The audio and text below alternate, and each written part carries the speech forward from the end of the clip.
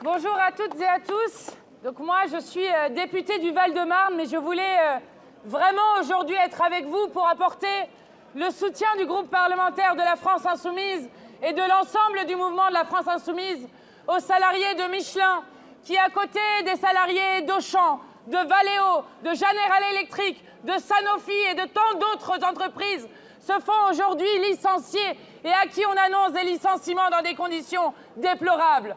Honte à Michelin qui n'est même pas présent ici pour regarder en face celles et ceux dont ils veulent enlever et supprimer les emplois. Parce que derrière les chiffres, il y a des vies.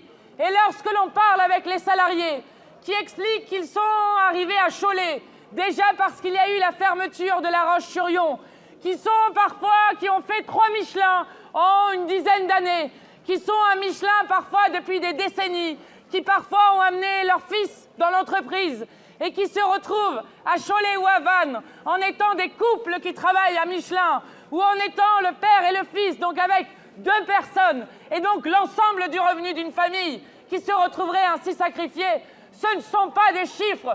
Lorsque l'on parle de 2400 emplois supprimés à Auchan, lorsque l'on parle de 1250 emplois à Michelin, ce sont des êtres humains, ce sont des familles, ce sont des territoires, ce sont des services publics dont nous sommes en train de parler.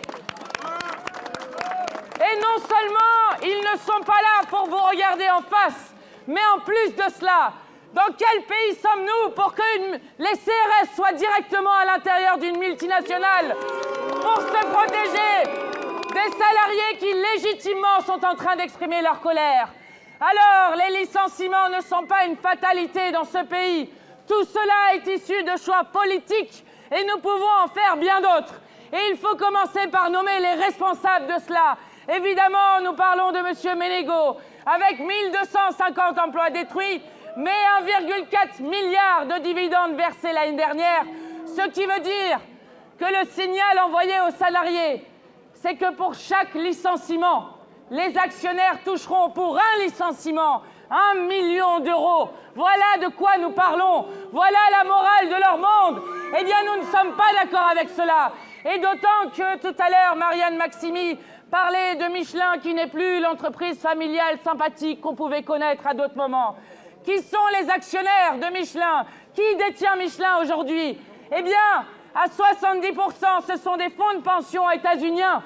Et dans ces fonds de pension, on trouve BlackRock. BlackRock qui sont déjà ceux qui ont fait avec Emmanuel Macron la réforme de la retraite, qui nous a volé 2 ans de vie et qui, après nous avoir volé 2 ans de vie, après avoir essayé de faire les poches en français en mettant la main sur les 300 milliards d'euros du système de retraite français, eh bien, décide maintenant de détruire les emplois. Alors, oui, il faut nommer les responsables. Mais il n'y a pas que Michelin qui est responsable de cette situation. Emmanuel Macron et ses gouvernements sont responsables et sont coupables. D'abord, parce que depuis 7 ans, il y a eu 50 000 emplois détruits, 50 000 dans le secteur automobile. Et qu'à chaque fois que nous avons, nous, demandé à l'Assemblée nationale qu'ils conditionnent les aides publiques au fait de maintenir l'emploi, à chaque fois, ils nous l'ont refusé. Et maintenant, vous avez un Premier ministre qui ose venir demander ce qui est fait de l'argent public. Eh bien, ce qui est fait de l'argent public apparaît aux yeux de tous. L'argent public a été utilisé par ces multinationales pour à la fois gaver les actionnaires et détruire les emplois. Voilà à quoi sert cet argent. Nous ne sommes pas d'accord.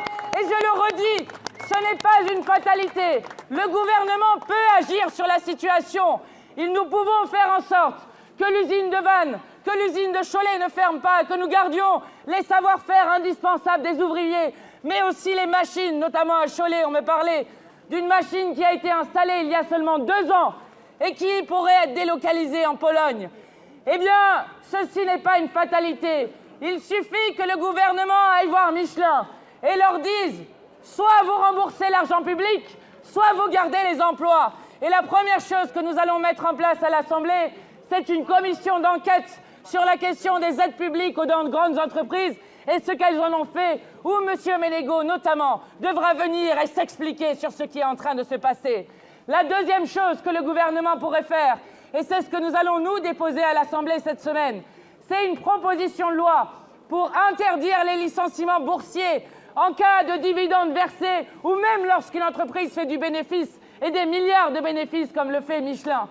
Alors, non, ce n'est pas une fatalité. Nous pouvons faire tout autrement. Alors, nous sommes aujourd'hui à vos côtés. Et je sais que cette lutte est dure.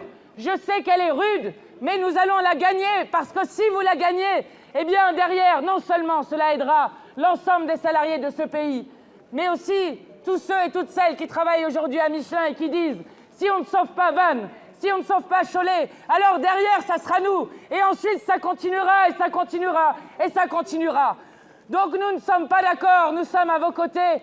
Et je veux juste vous redire les mots d'un grand écrivain martiniquais qui, à l'heure où les peuples de Martinique se soulèvent contre la vie chère, ce grand écrivain dit, Patrick Chamoiseau, « La liberté est la seule charge qui redresse bien le dos. » Courage les amis, force à vous, et nous sommes à vos côtés.